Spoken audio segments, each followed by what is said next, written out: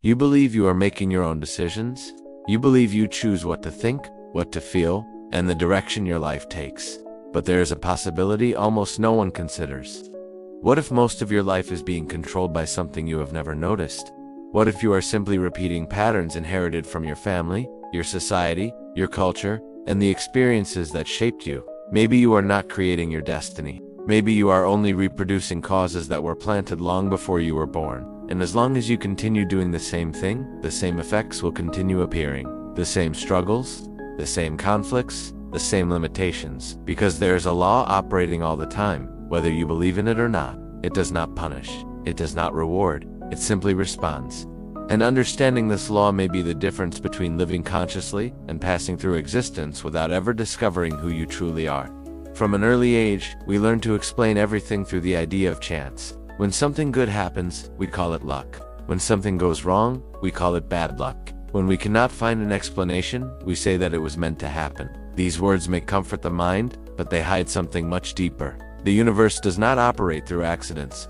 It operates through causes. Everything that exists was preceded by an origin, even when that origin is impossible for us to see. Nothing comes from nothing. Nothing disappears without consequences. There is an invisible sequence connecting what happened yesterday to what you are experiencing today. Look at nature. No tree produces fruit before creating roots. No river appears in the middle of its journey. No harvest exists without a seed. Everything follows an order. Only human beings believe that their own lives are somehow the exception. We prefer to believe in chance because chance allows us to escape responsibility. If everything happens randomly, no one needs to look within. But the law of cause and effect says something entirely different. Everything you think, feel, and do creates movement. Every thought is a seed.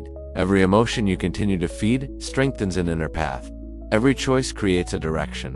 Even when nothing seems to be happening, something has already begun to change. The effect always takes longer to appear than the cause. That is why so many people fail to recognize the connection. When the consequence finally arrives, they have already forgotten what created it. This is why so many people call destiny what they spent years building without realizing it. But there is an even more uncomfortable revelation.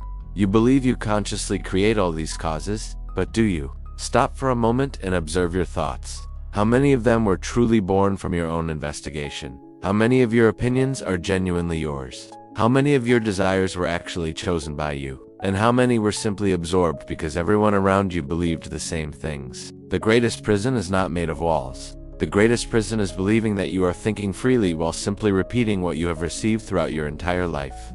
Few people ever recognize this. Most people simply execute an invisible program. They grow up hearing certain ideas, observing certain behaviors, living with certain fears, and years later they believe that all of this is their identity. But it is not. You were not born insecure. You were not born believing that you were incapable. You were not born convinced that you were limited. These things were learned, repeated, strengthened, until they began to feel natural. This is where the Kybalion presents one of the most important ideas in Hermetic philosophy.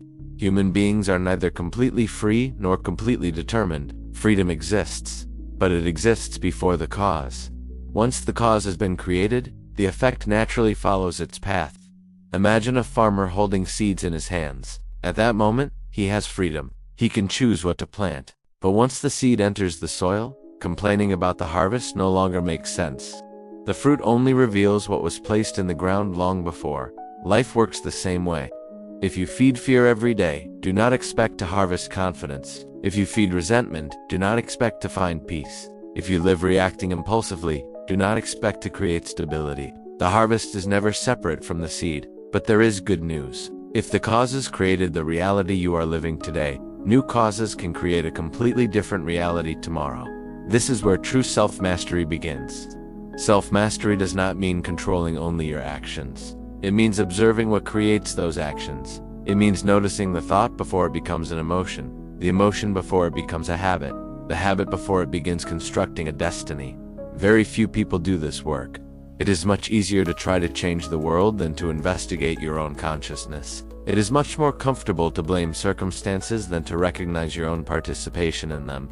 But every real transformation begins within, because what exists within you will eventually produce what appears outside of you. The Kybalion describes the ordinary person as someone who has never awakened to this reality. They live as millions of others live. They desire what everyone else desires, repeat the same opinions, react in the same way, follow the same trends. Their lives are predictable because most of their choices were already determined by conditioning they never questioned. They believe they are living, but they are only repeating, and the most dangerous part is that repetition feels like freedom.